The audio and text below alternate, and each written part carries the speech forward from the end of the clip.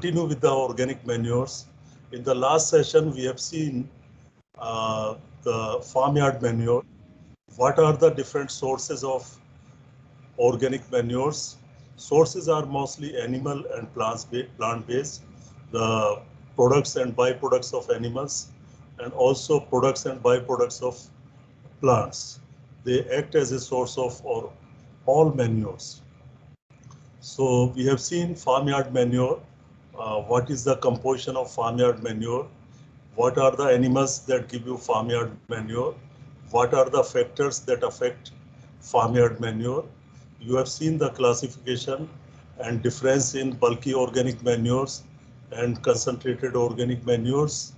And of course, the safe handling and safe use, or scientific handling and scientific use of farmyard manure. And in brief, you have seen poultry manure also, and sheep and goat manures.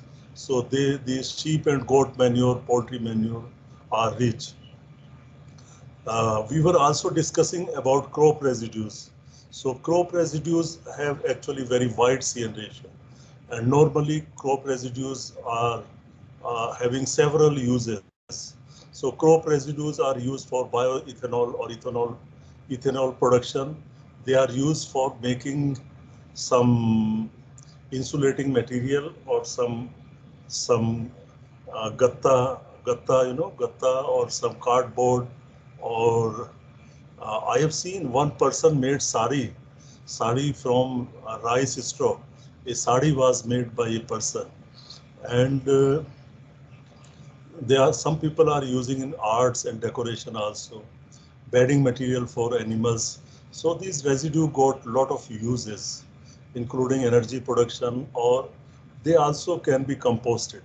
One possible use of residues is instead of mixing them directly into the soil, particularly cereal residues, rice, wheat, maize, sugarcane, because they have very wide CN ratio.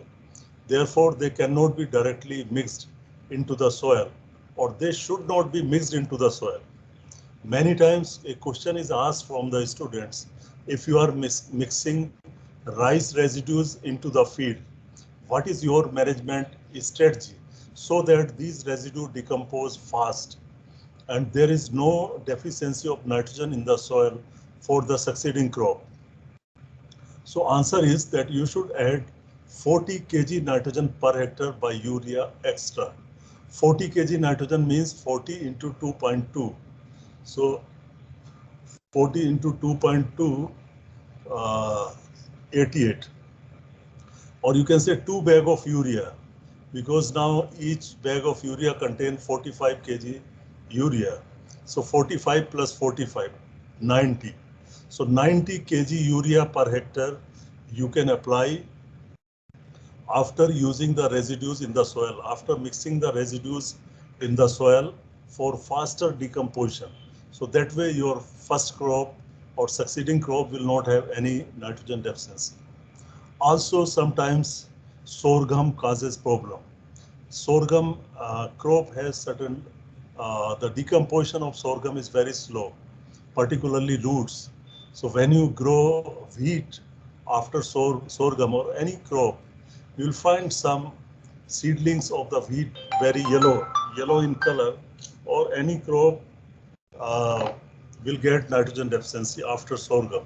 So it is mainly because of immobilization of the nitrogen.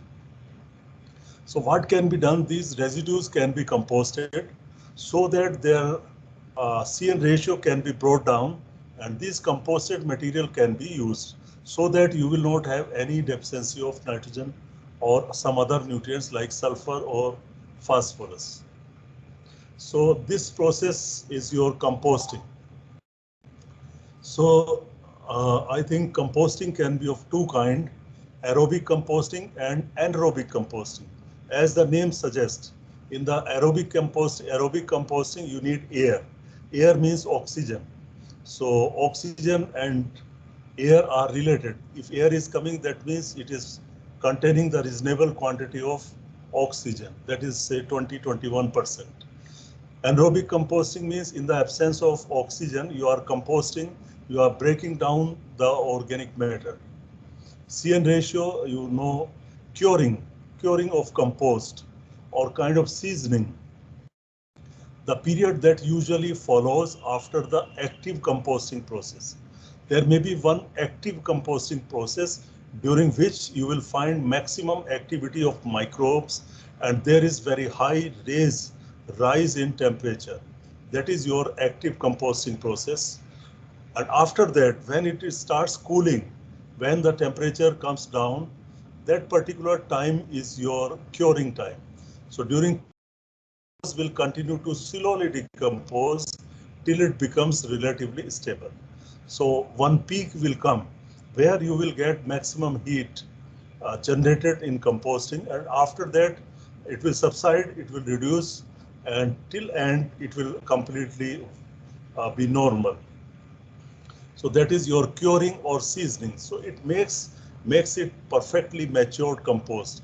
Otherwise, if you take it halfway, then that will be immature compost or partially rotten compost. So better to get the best rotten compost. Enriched compost is when you add some chemical fertilizers during its production, that will make its enriched compost. One can use urea, SSP, or rock phosphate. Normally, urea and SSP is not added, but rock phosphate is preferred because in rock phosphate you have totally water insoluble and citrate insoluble phosphorus. The phosphorus of rock phosphate is not available to the plant. It is 100% unavailable almost.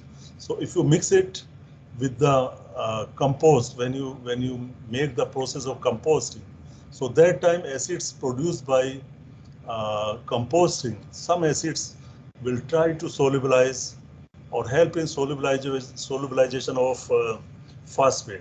Also, there may be some mycorrhiza, some fungi growing in the composting.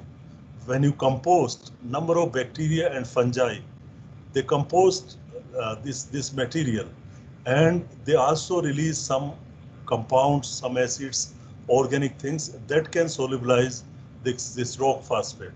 So in composting, you will get fungi which love to eat cellulose, and also some mycorrhiza are there growing in the composting. So you will see the species. Heterotrophic microbes, we discussed them yesterday also, that are unable to produce their own food and depend upon other organisms. Mesophilic organisms. Mesophilics are between your psychrophilic and thermophilic. Microorganism whose optimum temperature for growth falls between 15 to 35 degrees centigrade. Thermophilic microbes, certain bacteria, fungi, which are heat loving and can grow best at high temperature. So they are thermophilic. So during composting, you will get these mesophilic as well as thermophilic kind of microbes. They grow and they are useful in this composting. Biogas slurry, gibberellins, humic substances. Humic substances are relatively high molecular weight, yellow to black colored organic substances formed by secondary synthesis reactions in soil. So humic substances are mostly humin and fulvic acid. One is fulvic. What are those? Fulvic acid? Fulvic acid, humic acid, Humic acid. Humin, very good. You can find in nature and properties of soil under Yes. organic matter chapter. You can know more how people differentiate these three compounds. And there may be many non-humic substances which are resistant for further degradation. Now, microflora, we know vermicompost is the end product of breakdown of organic matter by some species of earthworm, comprising of worm castings. So what is made up of this vermicompost? Worm castings, organic materials, including humus, live earthworms, their cocoons, and other organisms. Now, worm castings, yesterday also we discussed worm castings. Earthworm tunnels through the soil It digests organic matter and excrete it in the form of castings, or you can call it excreta. Now, compost. I told you I started with crop residue. So we can bring down the CN ratio, and bringing down the CN ratio of crop residues to 10:1 to 15:1 is known as composting. So this definition is given by our teacher, Dr. Rajendra Prasad. He gave this definition in some book, that certain crop residues and other raw organic materials having wider CN ratio can be employed to produce compost. Thus, composting is a process by which the CN ratio of crop residues and other organic materials is brought down between 10:1 to 15:1, and the product is compost. So it is very easy to define the process of composting, that here you bring down the CN ratio of crop residues down to 10:1 to 15:1 with the help of certain microbes. Now, why there is need to go for composting? Why we require composting? Partly I discussed before the start of the lecture. So other options are recovery of nutrients from crop residues or other organic material. You want to recover the nutrient because many times these residues are considered as waste material. They are burnt also. Reducing the CN ratio of organic material, increase solubility of insoluble or less soluble nutrients. Like I have given you example of rock phosphate. So rock phosphate can be mixed with the crop residues and it can solubilize some of the phosphorus of the rock phosphate. Organic farming. In organic farming, you cannot add crop residues if they have wide CN ratio. So for this purpose, you need compost or a farmyard manure. So compost is quite useful. Keeps a valuable resource out of the landfill. So many times these residues can be diverted to the landfill. So landfills are the places in urban centers or cities where city garbage is dumped. Those are landfills. And landfills, once they are filled forever. They will not be dug again. They are complete. I don't know the use of landfills, but they are quite common in big cities or metros. So at least some material is saved from going to landfills. Help protect the environment. They need, definitely it will encourage the organic farming. It will encourage less use of chemical fertilizer, hence it will protect the environment. And promotes biodiversity because organic manures are the food, or compost will be food of microbes. So that way it will promote biodiversity. And now we can see one by one how we can recover the nutrients from these crop residues or organic materials. The field crop residues exceed the grain or any other economic produce. The ratio of grain is to straw is always in favor of straw or stover. The content of plant nutrients other than NPS, nitrogen, phosphorus, sulfur, is more in crop residue than in grain or economic parts.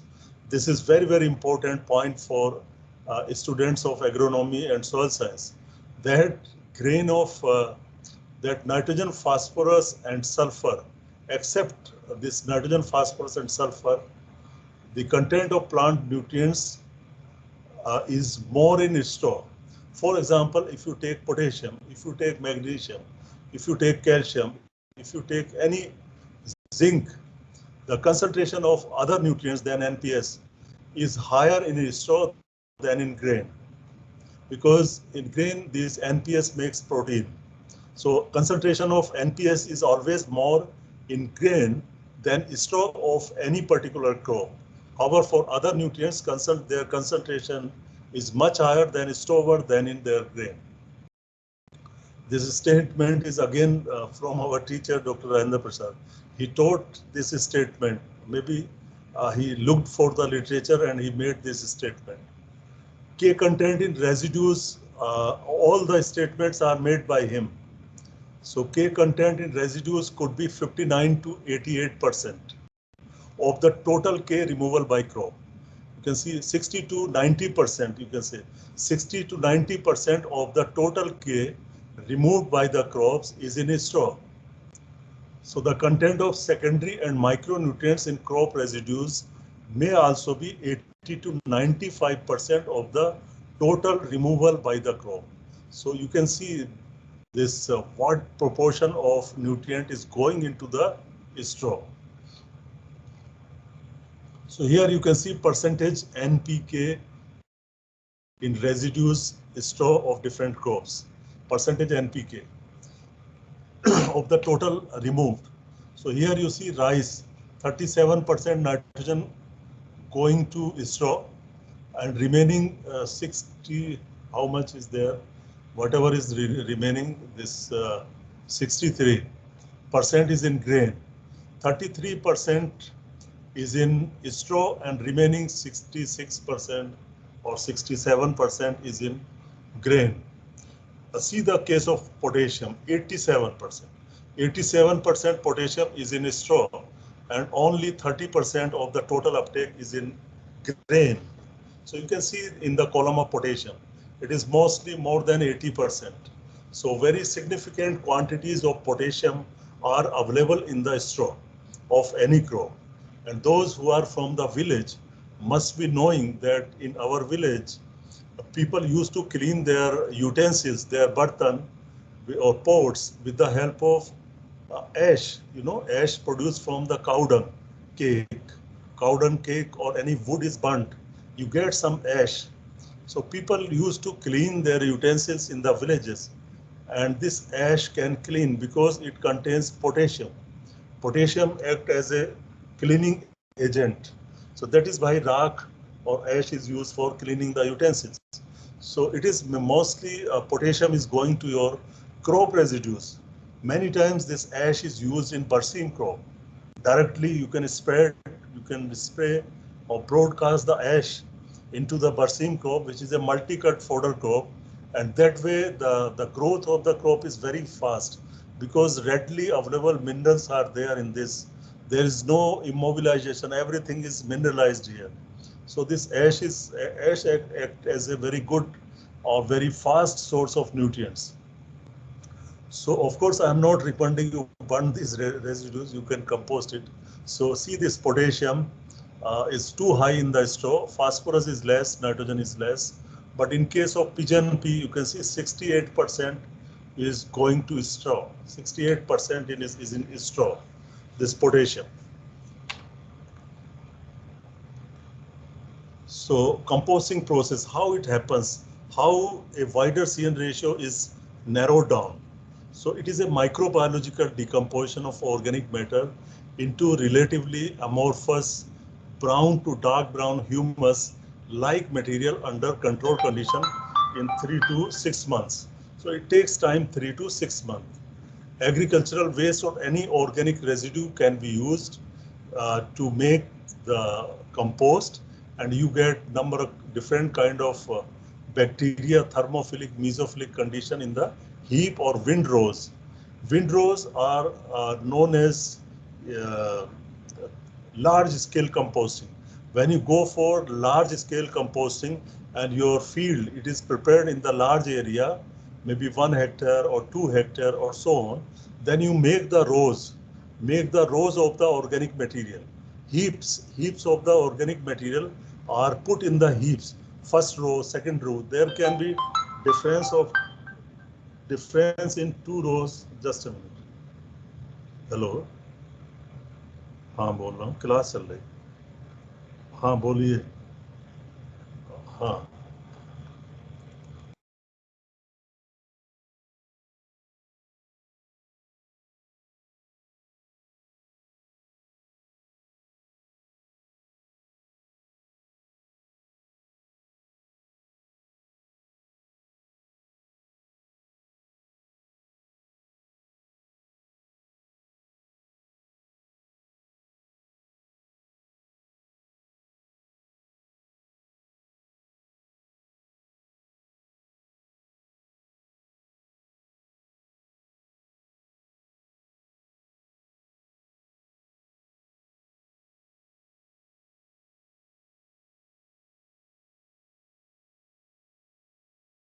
Sorry, it was call from director office. So Uh, it is basically a microbiological process, and agriculture waste or organic residue undergo intensive decomposition under thermophilic and mesophilic conditions in heaps. Windrows, I was referring to windrows. These are the collection of organic materials in rows, so that in between two rows, you can have a space of about 5 meters or 4 meters, so that tractor can move. So it is very mechanized system, windrow composting. It is called as windrows composting. It is mechanized method of composting. So you need one machine to pass through the rows. So like you get intercropping system, just like that you need to make wide space between the two rows of organic matter, so that your machines can move through those rows and they can do the job of turning. Turning is required. Turning means just aerating your system, and also you need to put some water. To put some water for faster composting. So for this purpose, this windrow composting is done. So you can do this composting in heaps, in the windrows or pits with adequate moisture. Moisture has to be there for composting. Heterotrophic microbes, mostly bacteria, fungi, actinomycetes, they are involved in the process of composting. There are two processes. One is anaerobic composting, which is used for preparation of town compost or urban compost, and other is aerobic composting. This is typing mistake, copy paste mistake. This is aerobic composting. One is anaerobic, other is aerobic. So let us see with anaerobic composting. It is known as Bangalore process, developed by C.N. Acharya in Bangalore, and decomposition occurs in the absence or limited supply of oxygen. So this is anaerobic kind of composting used to make town compost, and city waste is used. Depth of pit is 1 meter, while the length and width of pit depend upon the amount of city refuse. So depth is 1 meter, and pits are made at a distance of 1.5 to 2 meter. So length and width you can decide, but distance between two pits is 1.5 to 2 meter. This is in agronomy term, maybe row spacing. Spacing between two pits. So at first, 15 centimeter layer of vegetable material and other city refuse is laid. Thereafter, a 5 centimeter layer of human excreta is laid down. It will give you some microbes. That is why they put some human excreta. This sequence of layering is followed until the pits are filled 30 centimeter above the ground. Means human excreta, 5 centimeter layer. First is your vegetable layer, vegetable material layer, or whatever material is there from the city, and then 5 centimeter human excreta, and alternatively you do this. And soil mixed with urine can be substituted for human excreta. If someone does not like human excreta, then soil mixed with urine can be used. As compared to aerobic composting, no turning of compost is required. This is the advantage here. You are not required to go for turning, because turning of manure require expenses. You need to spend labor and money. The compost gets ready in about 5 to 6 months. So this is a practice. It has some merits and it has some demerits also, this process. So merits are uses less water.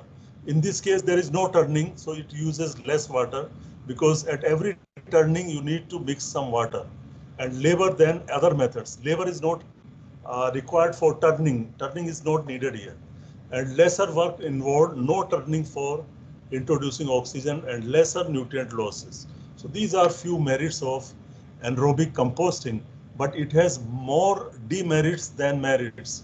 So demerits are many. For example, Ajmal was asking about weeds. So here, weed seeds and diseases can survive due to low temperature.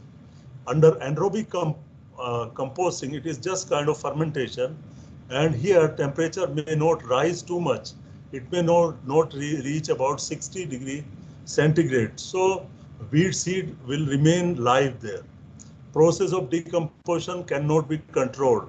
Here there is no control on the process, because you cannot turn it down. The first-hand experience of composting is required due to complexities. Some experienced people are needed. Anaerobic organism, naturally in this system, anaerobic organisms will dominate and oxidation of carbon is not complete. Certain toxic materials can be produced, and it can produce you certain reduced items like methane, organic acids, and hydrogen sulfide. So that way it is not good. In the absence of oxygen, above compounds accumulate.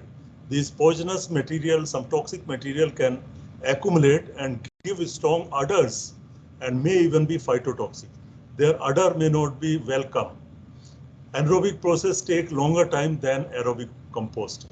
So it has got its merits and demerits, but in some cases people use it because less labor is required in this system. Now, aerobic composting, this is the best way of composting where oxygen is there and air is there. So majority of the composting methods involve aerobic composting.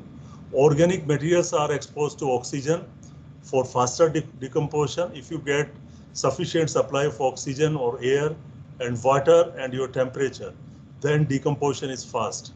So the microbes living aerobically produce carbon dioxide.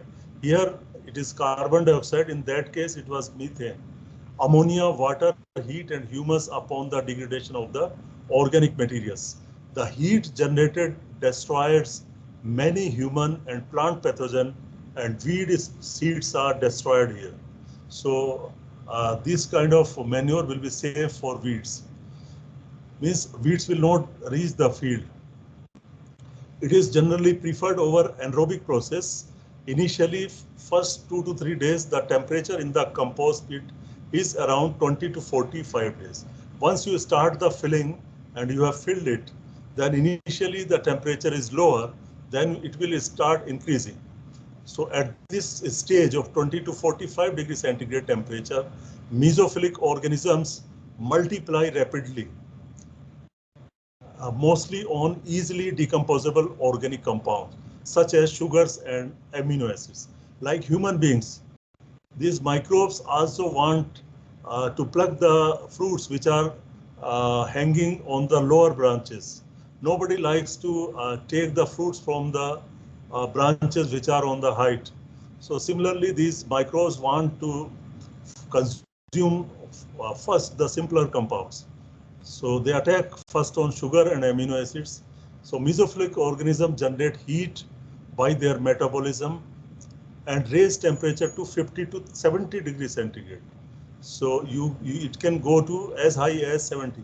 60 I have taken mean, but it can go from 50 to 70 degrees centigrade where their own activity becomes suppressed. So this temperature is raised by the mesophilic organism, but after the temperature is reaching 50 to 70, these mesophilic organisms die and they give way to the thermophilic organism.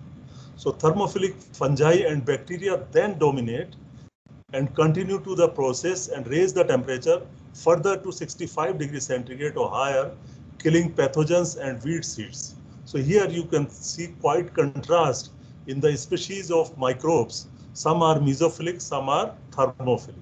Once the mesophilic are dead, they have played their role, then the thermophilic will come into picture.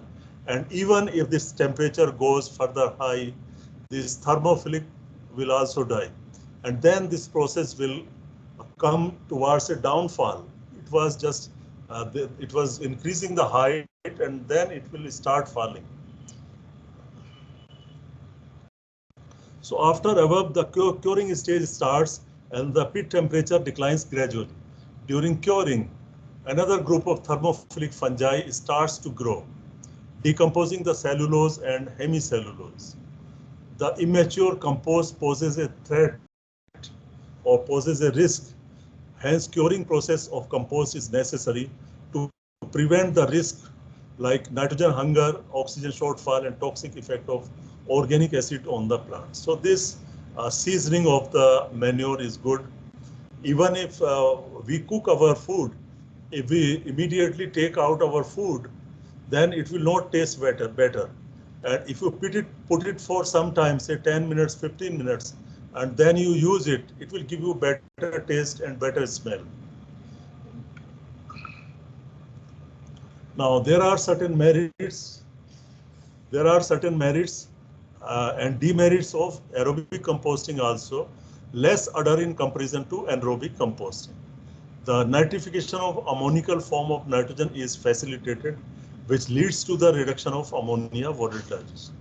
The nitrates formed by the process of nitrification can easily be made available to the plants for uptake. Reduction of greenhouse gases like methane is less. So here you will get carbon dioxide.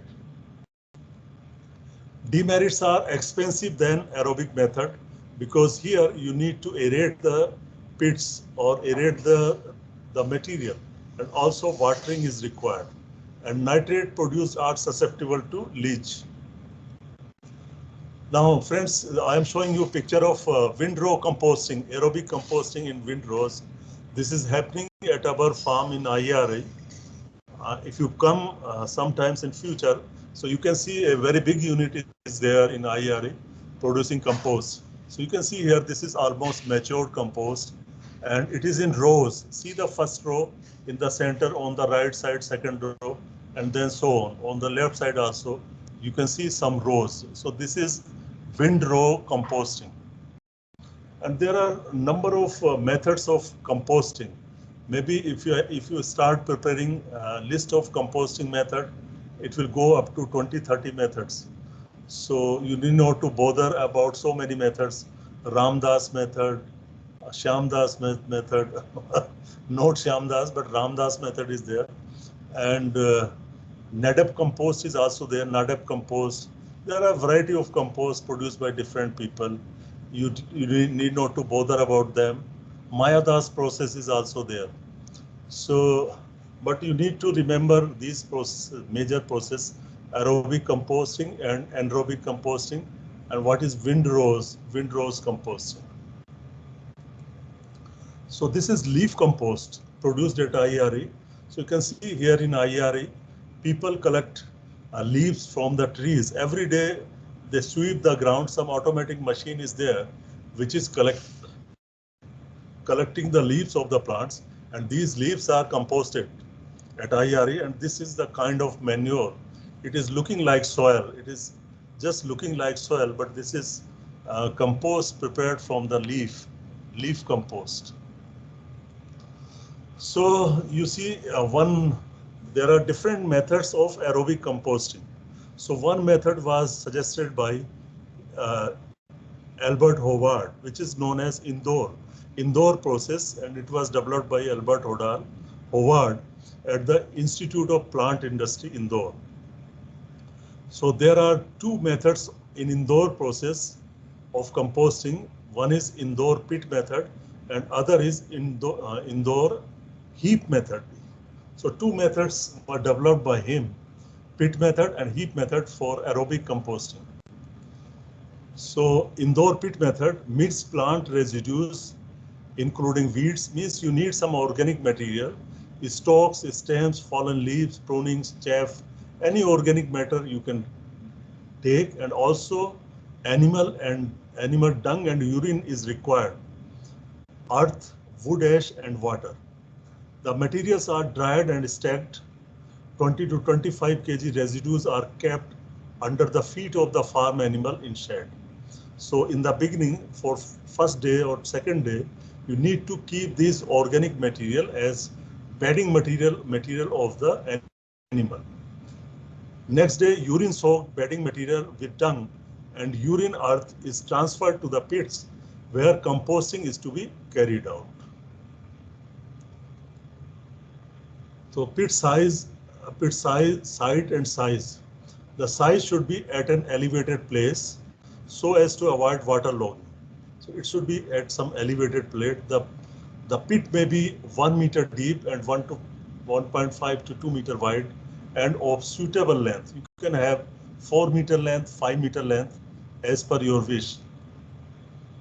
Now you need to fill the pit, filling of the pit.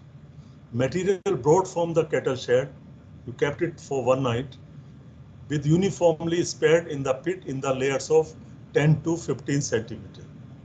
A semi-solid mixture of 4.5 kg animal dung, 3.5 kg animal urine earth, in Kacha floor and 4.5 kg inoculum from a 15 days old composting pit, old compost, may be uniformly spread on each layer.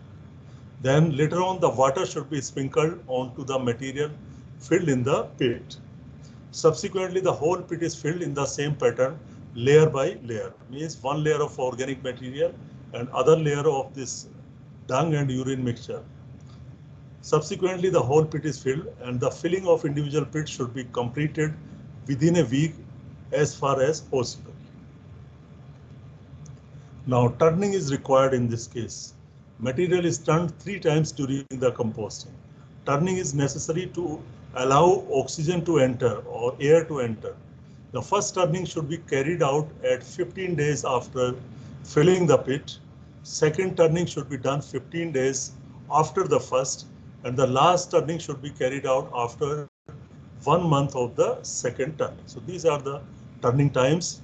The material should be thoroughly mixed when you turn it, and it helps in the improvement of oxygen supply and microbial activity, because here aerobic microbes are acting fast, so they also require oxygen. So the compost produced by this method is brown, homogeneous, and resemble FYM in appearance and properties. Because you also used here also the part of dung was also used here. So it matures in 3 months and contains 0.8% nitrogen, 0.3 to 0.5% phosphorus, and 1 to 1.5% potassium, reported by Manna. Heap method, indoor heap method. In the rainy season, the preference should be given to the heap method for composting, because in rainy season this pit will be full of water and anaerobic conditions will be there. So better to go by heap method in the rainy season. Such heap should be protected by a protecting shade. One tin shade can be there, one chopper can be there. The heap is about 2 meter wide and a base at the base at 1.5 meter high and 2 meter long. This is the heap can be made. This same organic matter can be accumulated here. The side of the heap taper so that the top is about 0.5 meter narrower than the base. Forming of heap, shedding the material speeds up the decomposition.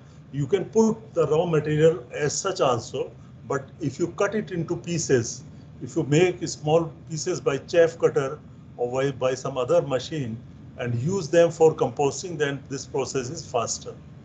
So shedding of the material is a good practice. Heap is usually started with a 20 centimeter layer of organic material, leaves, sawdust, hay, straw, chalk, etc. on the bottom. This is covered with 10 centimeter of nitrogen-rich material such as fresh grass, weeds or garden plant residues, which are succulent or watery. The pattern of 20 centimeter of organic material and 10 centimeter of nitrogen-rich material is repeated till the heap is 1.5 meter high. Now you can see this is the shredded material. Shredded material, in this case it is rice straw which was cut into small pieces. So it will have larger surface area. So microbial activity will be more here if your material is shredded. Now the material is wetted till it feels damp. You need to wet it, but not soggy. The heap is covered with soil or hay to retain heat, and it is turned at intervals 6 to 12 weeks. The process is usually completed in about 4 months. So this is relatively faster process by heap method. So there are certain more process of rural composting. There are many more methods like Mayadas process, Coimbatore process, Chinese high temperature rural composting, EM technology, enriched composting, NADAP composting, windrow composting. If you are interested, some information can be provided on this. There is a book, one book from FAO, Food and Agriculture Organization, which describe all these methods. And EM technology is good, effective microorganism technology. This is being used in Thailand, they are using this EM technology. Now you see nutritive value of raw and composted cover pith. So you can see the nutrient content of different compost. Please go through yourself. I have already shared you the PowerPoint. So you can see the, those who are interested can see the composition of breast mud, composition of poultry waste composted, etc. Now factor affecting composting. What are the factors that will affect the composting? Here composting means speed of composting, how fast you can compost it. So particle size of the raw material. Smaller the particle size, faster is the composting. So that is simple. Moisture content, you need ideal moisture content also. If your process is aerobic, then you need to put sprinkle some water also, so that moisture content is maintained at 50 to 60% by weight. Air circulation is necessary in case of aerobic composting. You need to aerate. So turning of the manure is necessary. If you do not turn, the process will be slow. If you turn it, the process will be faster. Temperature, you need ideal temperature for the growth of microbes. So any temperature which is too low or which is too high will affect the composting process. So you can see this CN ratio of the organic material. So narrow the CN ratio of the organic material, faster is the decomposition and faster is the composting. Wider the CN ratio, slower is the composting. So you can try to understand this picture. It is not clear to me, but it shows you mineralization rate as influenced by the CN ratio. So today I suggest you homework. You open the Brady's book, Nature and Properties of Soil, and open the chapter on nitrogen. And there you will find CN ratio. In the chapter on nitrogen, CN ratio, and try just 4 or 5 pages are there. So try to get that knowledge about CN ratio. This is really very, very important for nutrient availability in the soil and also composting process. So this is, now we switch over to another topic. This was about compost. Now I suggest you to discuss your questions, your queries about compost. Then we will start vermicompost, which is matter of 10-15 minutes. So now you can interact on compost. What is composting? What are different methods of composting? Factors affecting composting, nutrients harvested by compost. Any question, you are welcome.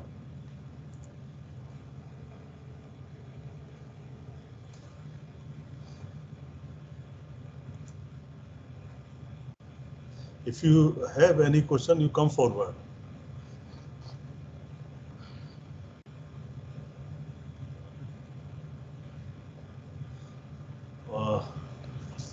Hello, sir. Hello, sir. Yes, Kadapa. Sir, actually, you have told that the crop residue we are producing about 690 million metric tons, sir, but only 229 is available, sir. How far that gap is there, sir? Yeah, actually, this gap is raised mainly because of alternative uses of crop residues. This is the total production of residues in the country, and the gap is mainly because of burning. Some residues are burnt on the farm, and there is data.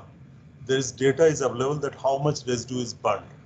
I do not remember uh, exact use of residues, but it is going into several uses. So that is rather misuse. Burning is, you can say, misuse, but they are lost. We are losing some residues there. Some are for ethanol production, and some are for paper making. Some are for used as a fuel in brick kilns. You know, brick kilns, eat ka bhatta, where you produce. Yes, sir. Yes. Bricks produce. So there in Rajasthan, for example, they use lot of mustard stalks, and some places they use pigeon pea stalks, cotton stalks are used. They are also residues.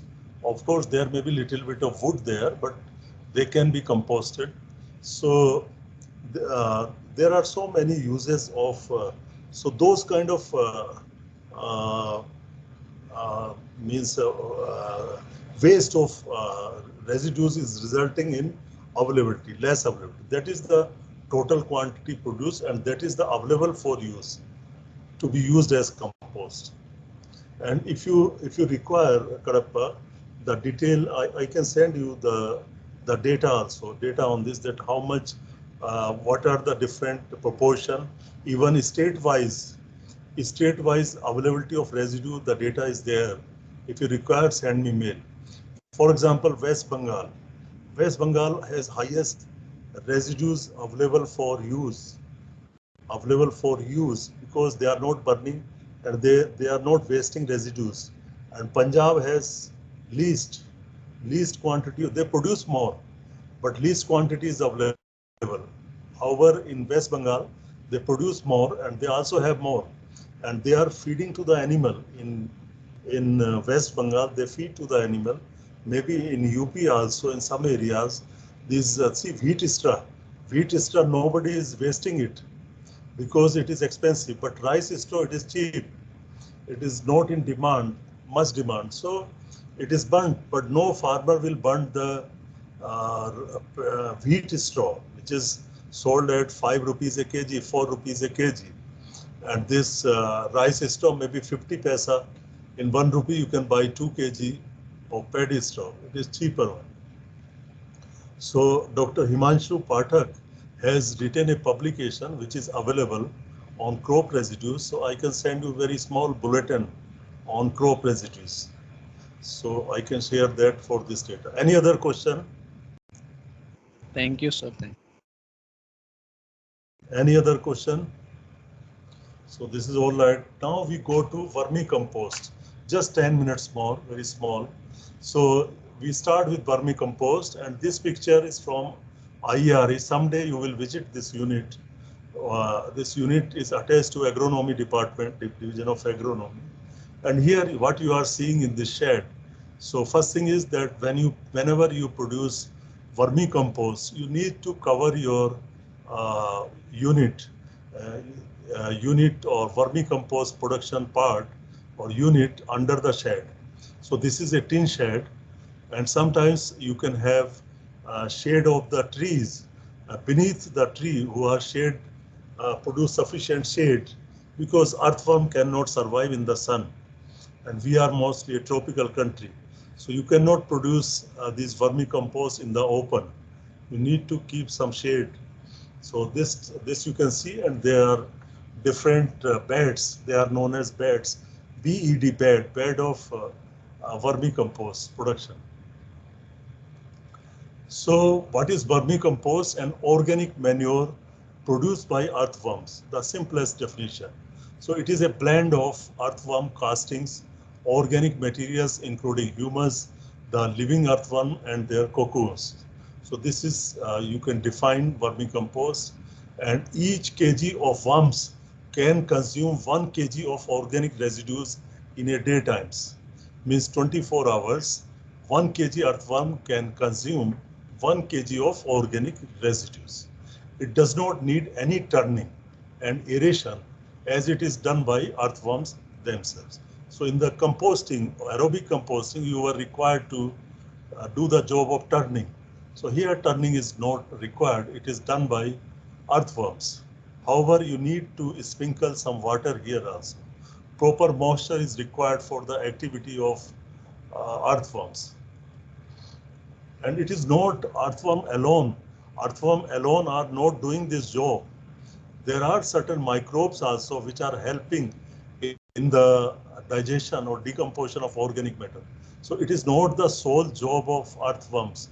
Many times these bacteria, fungi, and some other organisms are also important in vermicomposting. So overall, 2 types of earthworms are there. One is apianic, how to call it? EPI, EPI, Epizoic, sir, I think. Epigeek. Okay, sorry. There is a spelling mistake. You are right. Epigeek, the surface living worms. And epigeek, so no problem, I will correct it. So epigeek or manure worms are reddish brown in color. They do not process the soil, but are efficient in composting of organic waste. Epigeek organisms, when maintained in captivity under semi-natural conditions, they remain active throughout the year. Earthworm species Eisenia fetida, Eisenia andrae, you can read yourself. But among them, Eisenia fetida is the most common. It is called as red worm also. Mature worms of this species can attain up to 1.5 gram body weight. So this is good question for a quiz. What is the weight of an average weight of a worm or earthworm of Eisenia fetida? So it is 1.5 gram, and average life is 1 to 2 years for one worm. It has wider tolerance to temperature. So that is why in India people prefer this as Eisenia fetida, 5 to 43 degrees centigrade.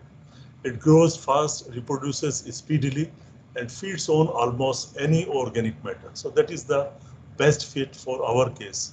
So what are the roles being played by earthworm? Act as aerators, burrowers, grinders, crushers, and degraders of organic materials and maintain it like a sponge, ensuring proper aeration. Reduce the size of the organic matter by 25 to 30%, and the surface area is increased. They ingest and digest waste material, resulting in the mechanical breakdown during passes through their gizzard. It enhances the beneficial action of the aerobic microbes. I think gizzard is the part of their stomach, is gizzard. What is gizzard for earthworm? Gizzard. And function of gizzard? Protection from rock particles. Pardon? Protection from rock particles which it had ingested. So where this gizzard is there, is it inside Alimentary the canal. Yeah, you are right. So gizzard is there. You can see the anatomy of earthworm. It enhances the beneficial action of aerobic microbes. So now some aerobic microbes will act upon this matter. Earthworms have a mutualistic relationship with their ingested microorganism, which decompose the organic material present in their food. So this is an advantage.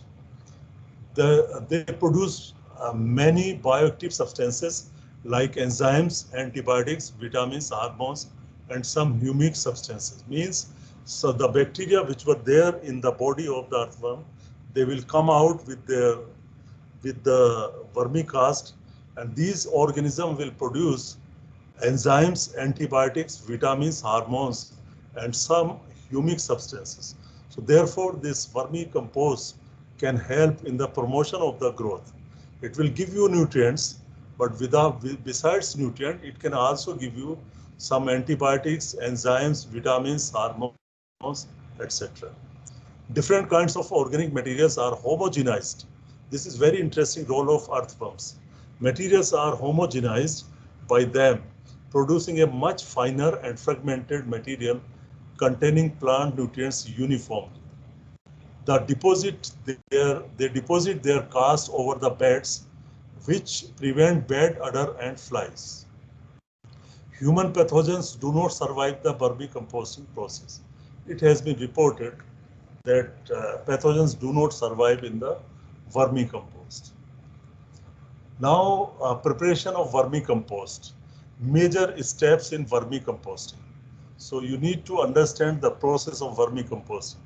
Many times somebody or you can be asked, what are the different steps in the vermicomposting? So these are the general steps. However, many people have suggested, have modified or put their name before the process of vermicomposting. So you need to know just general steps. So first step is processing of waste material. So you need to have collections, shredding, removal of metal, glass, and ceramics. So whatever organic material you are going to use for composting, so you need to collect it. Shredding means break it into small pieces, and removal of metal. This metal can be dangerous for the earthworms, so you need to remove metal, glass, or any polythene, whatever is there, and ceramics. So this is first job. Number two, pre-digestion of organic waste.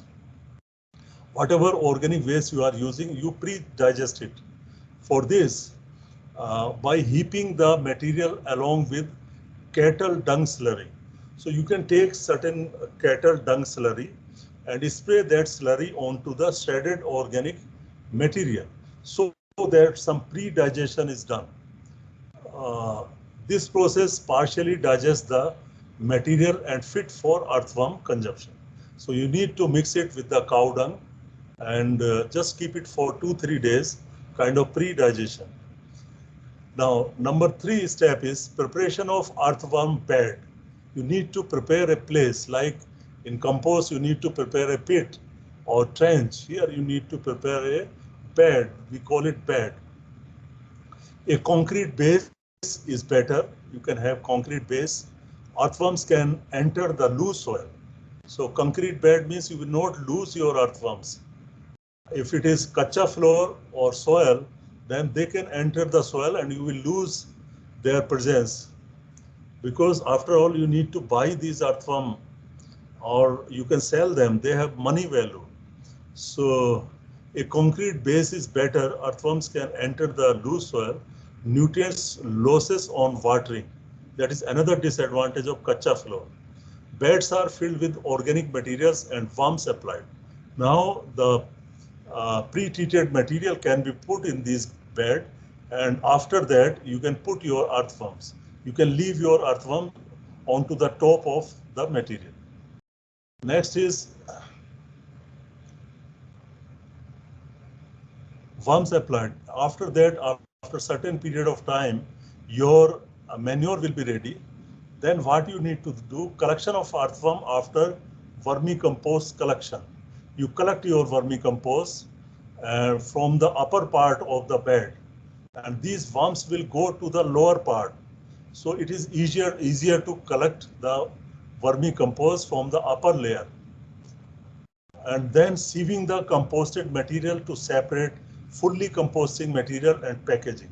Sieving is done to remove some undigested matter just to get it clear, this vermicompost, and then store the vermicompost in proper place to maintain moisture and allow. Now you can store it and use it whenever you want. You can use freshly prepared vermicompost also. Now, these are the real steps suggested by Singh et al. 2005, preparation of vermicompost. So I have already told you the main process, and you can go through this process. I have soft copy of this process also, which is the most common process in India. How to, you can go through these steps from the PowerPoint presentation. And then how to, there is one more method suggested by Jambekar. So these are the very common method I have chosen from different methods available, and very common and adopted by many people. So this Jambekar method is also good. You can go through it, half digestion and so on. And these are the two options for the pit. On the left side, it is pakka pit made up of cemented floor. On the right side, one can use some kind of cloth structures, and on the base, you can have some polythene kind of thing. And these kind of green kind of structures are also available in the market. And this can be used in houses or on the top of one's houses. Some city people have interest now. Urban people want to use their home waste of material, waste material, kitchen waste. Now you can see the pictures of earthworms, this Acina fetida, what is the name, and compost. And you can see the composition of vermicompost. So I have written the average composition because different authors write different composition. The composition of vermicompost will also decided by several factors, like your crop residue, the kind of material that was used, the time, the moisture, and so many factors we'll discuss. So on an average, it contains 0.5 to 1.5% nitrogen, almost same to compost. So same to, not compost, same to biogas slurry, you got 1.5% nitrogen and 1.16 to 1.93% phosphorus and 0.26 to 0.42% phosphorus, potassium. And you can see organic carbon. Organic carbon is 10 to 14% in vermicompost and 12% in compost. You can also check carbon percentage in this menu. So factors affecting vermicompost production. So there are a number of factors like moisture. You need ideal moisture for the activity of microbes, not microbes, just your earthworms. Temperature ideal is 15 to 28. pH is 6.5 to 8.5. Aeration, frequent turning of the waste. Excessive moisture should be avoided, and greasy and oily waste should not present. They are harmful to the earthworms. And feed quality should be free of toxic, non-biodegradable waste, should be free of salts, should have optimum CN ratio. Light, earthworms are light sensitive, so vermicompost bins should be kept in dark. So these are the factors. If any adverse change happens in these factors, then your vermicompost will be affected. The quality of the vermicompost will be affected. So there are a number of benefits of vermicompost. It is a rich source of nutrient. It provides almost all the nutrients. It contains some growth promoting substances like your hormones are there. It's a free-flowing manure, encourages the growth of new shoots or leaves and improve mainly because of hormonal presence. You can go through it. And vermicompost is free from pathogens, and there are many more advantages. Thank you very much. Kamlesh, you can